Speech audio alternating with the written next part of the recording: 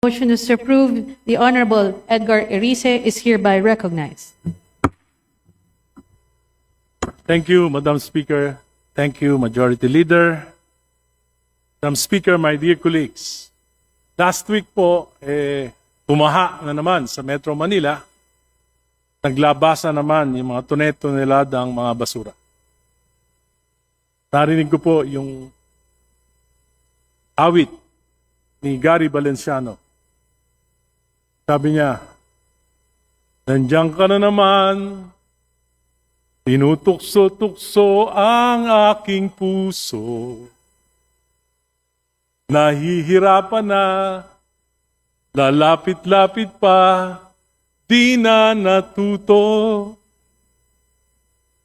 Parang patungkol po ito sa Metro Manila.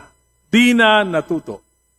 25 years ago, during the first of my 5 terms in Congress, one of the very first privileged speeches I delivered was about the mishandling of solid waste collection and disposal in Metro Manila. More than 2 decades later, last year, my first privileged speech upon returning to this chamber was again about garbage, about corruption and inefficiency in garbage collection, about clogged waterways, about our primitive disposal system, and about the connection between solid waste, flooding, and anomalous flood control projects. And today, here I am again. Nandyan na naman ang mga basura. Nandyan na naman ang mga baha. Nandyan na naman ang mga problema. At nandyan na naman tayo. Hindi na natuto. Madam Speaker, Metro Manila generated approximately 4.4 million metric tons of solid waste in 2024. This is roughly 12,000 metric tons of garbage every single day. 12 milyong kilo ng basura araw-araw. At kapag dumating ang malakas na ulan at bagyo, nakikita natin ang resulta, pagkataas-taas ng mga baha, tone-toneladang basura, ang inaanod mula sa ating mga kanal, estero, creek at ilog. Bumabara sa drainage systems, bumabagsak sa pumping station, sinisira ang mga pumping station, umaagos sa ating mga ilog at sa huli, lumalabas sa Manila Bay at sa ating mga dalampasigan. In July 2025 alone, after severe flooding, the MMDA reported removing more than 600 metric tons of garbage from the pumping stations in just several days. At hindi lamang ito kahihiyan sa ating sariling bayan. A major international scientific study published in Science Advances identified the Pasig River as the world's largest riverine source of plastic waste entering the oceans under its model. And 19 Philippine rivers were among the world's 50 largest plastic-emitting rivers. Imagine that, Madam Speaker. Ang ating mga ilog na dapat nagbibigay buhay sa ating mga lungsod ay naging conveyor belt ng basura papunta sa karagatan. And yet, ngayon, di na natuto. Alam natin ang problema. We know the problem. We have studied the problem. We have held hearings about the problem.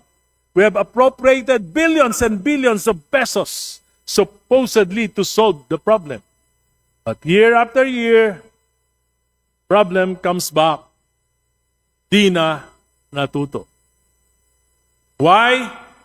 Because many times the problem is no longer technical. The problem is political. The problem is corruption. The problem is fragmented government. And above all, the problem is the absence of political will and metropolitan leadership. One metropolis, 17 kingdoms. Mr. Speaker, according to the 2020 census, Metro Manila already had 13.48 million residents. Official projections place its population at around almost 15 million by 2025. During the daytime, millions more cross city boundaries to work, study, conduct business, and obtain government services. Metro Manila is therefore not simply a collection of cities. It is one gigantic, interconnected urban organism. The water flowing from Quezon City does not stop at the boundary of Manila. The garbage thrown into a creek in Caloocan does not ask permission before entering Manila Bay and Manila. Traffic from Pasay does not stop because the vehicle enters Makati. A commuter living in Caloocan may work in Makati, study in Manila, pass through Quezon City, and return home at night. Floodwater has no political boundaries. Garbage has no political boundaries. Traffic has no political boundaries. Pollution has no political boundaries. But our government does.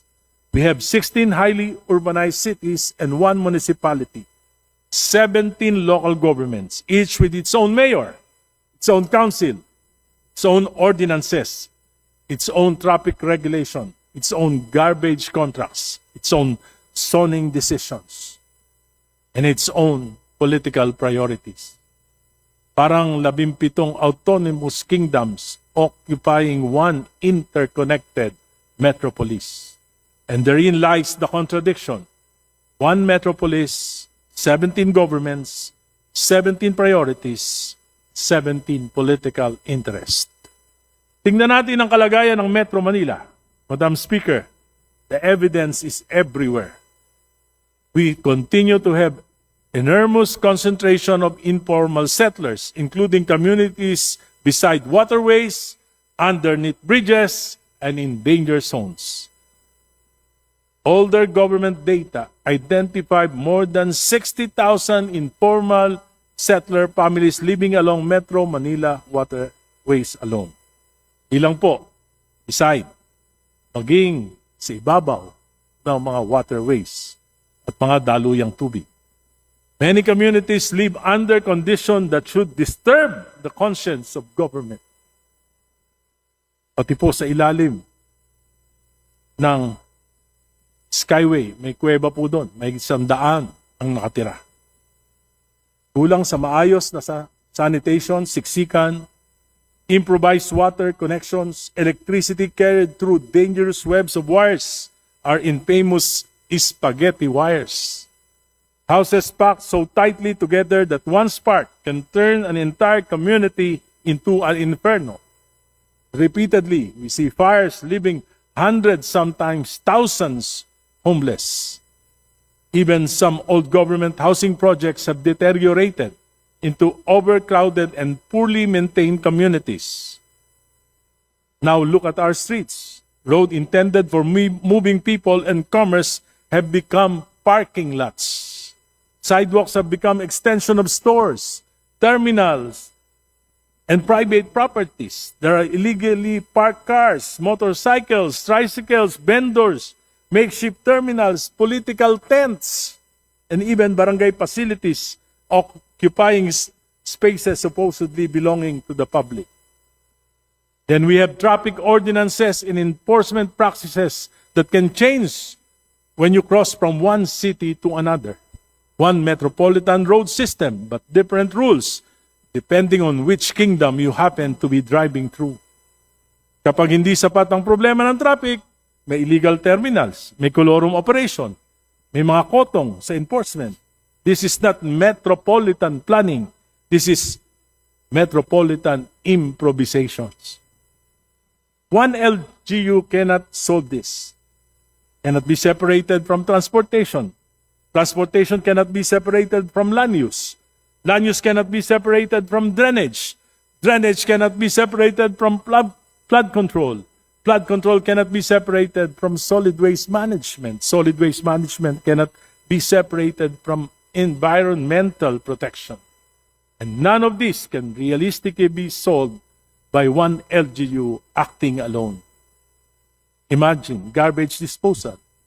Metro Manila produces roughly 12,000 tons of waste every day. Where will one city put it? Where will Caloocan put its garbage? Where will Manila put its garbage? Where will Quezon City put its garbage? Each LGU can collect garbage, but the final disposal problem is metropolitan. For decades, much of the Metro Manila has depended heavily on disposal facilities outside the metropolis, particularly in Rizal.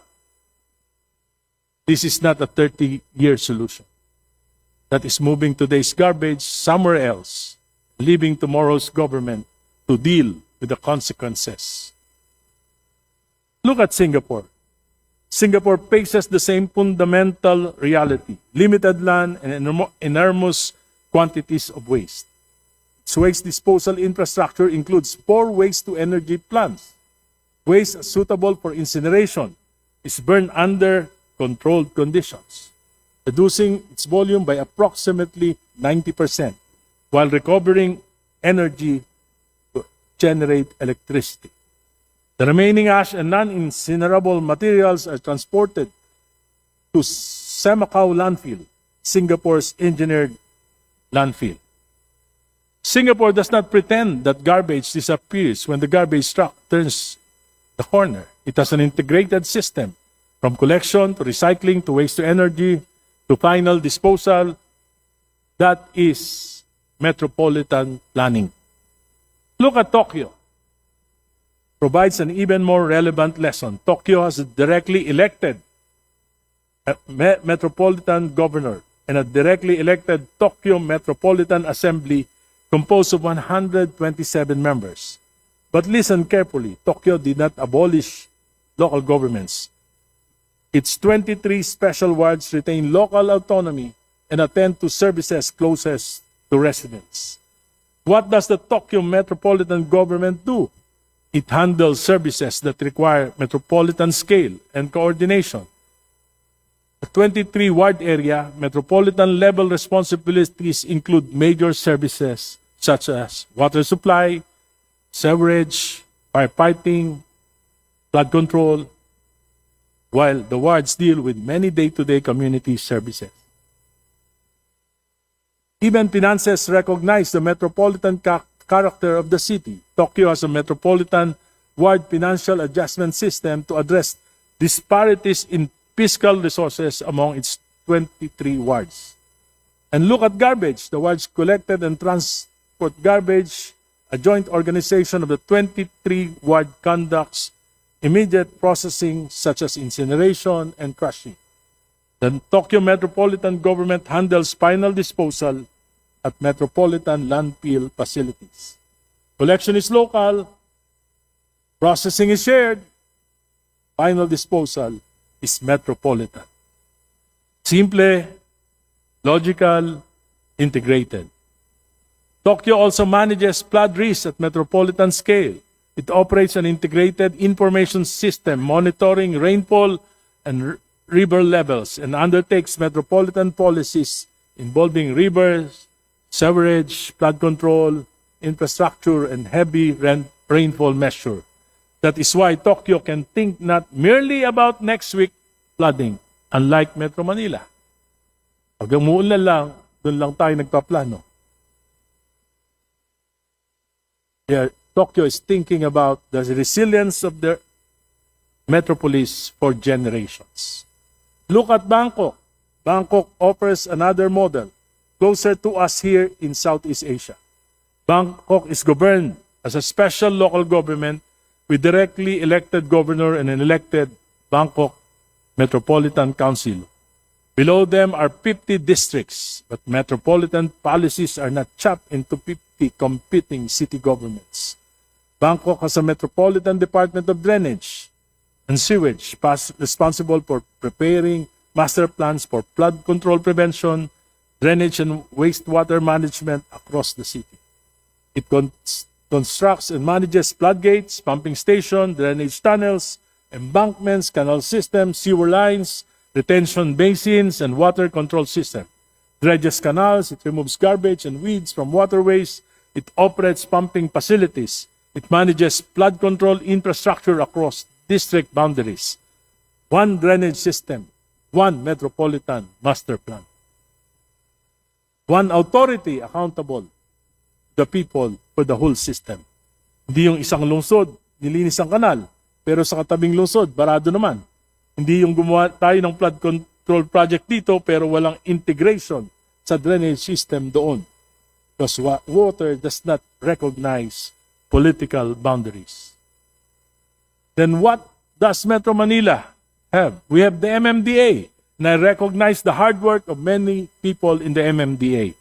But let us be fair for them. We ask the MMDA to solve metropolitan problems without giving it genuine metropolitan governmental power. It coordinates, it regulates within powers granted by law, it persuades, it negotiates with the mayors. But ultimately, enormous political, fiscal, and regulatory authority remains divided among 17 LGUs and numerous national agencies. Technical solutions therefore repeatedly collide with political considerations. Engineering becomes hostage to politics. Planning becomes hostage to jurisdiction. The constitutional foundation already exists. We simply have refused to use it. We need a real metropolitan government. What I propose is not the abolition of our cities. Caloocan will remain Caloocan, Quezon City will remain Quezon City. Manila will remain Manila, Makati will remain Makati. Their mayors and council will remain responsible for genuinely local concerns. But services that cannot be logically confined within the city boundaries should be transferred to a democratically accountable metropolitan government. I envision a Metro Manila government with a directly elected metropolitan governor and a metropolitan legislature. Long-term solution becomes hostage to 3-year electoral cycles. The Constitution gives us the answer. Madam Speaker, we do not even need to amend the Constitution to begin solving this. The framers of the 1987 Constitution anticipated precisely this problem. Article 10, Section 11 of the 1987 Constitution provides that Congress may by law create special metropolitan political subdivisions subject to a plebiscite. Component cities and municipalities retain their basic autonomy, their own local executives and legislative assemblies, but the Metropolitan Authority may exercise jurisdiction over basic services requiring coordination. There it is, Madam Speaker. Assembly with clearly defined powers over services requiring regional coordination. This should include metropolitan transportation, traffic management, major road networks, integrated flood control and drainage, solid waste processing and final disposal, metropolitan land use planning and zoning standards, waterway rehabilitation, regional housing and resettlement planning, disaster risk reduction, environmental protection, and other services that cannot efficiently be performed by 17 separate governments. Imagine what we could accomplish.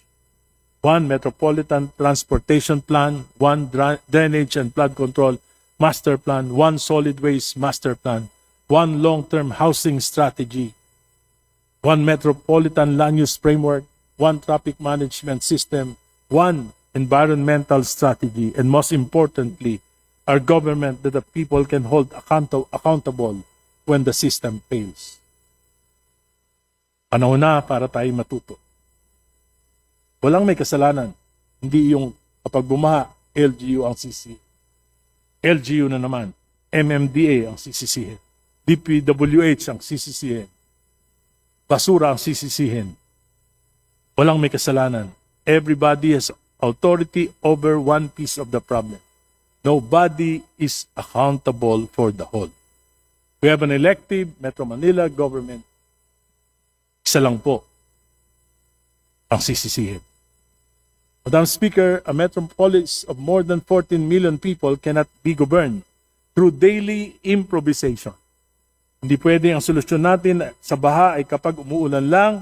Hindi pwede ang solusyon sa basura ay kapag nakalutang na sa Manila Bay. Hindi pwede ang solusyon sa traffic ay magdagdag lamang ng traffic enforcers. Hindi pwede ang solusyon sa housing ay magtayo ng pabahay na walang trabaho at transportasyon. Hindi pwede ang solusyon sa informal settlers ay ilipat sila ng napakalayo sa kanilang kabuhayan. At pagkatapos ay magulat tayo kapag bumalik sila.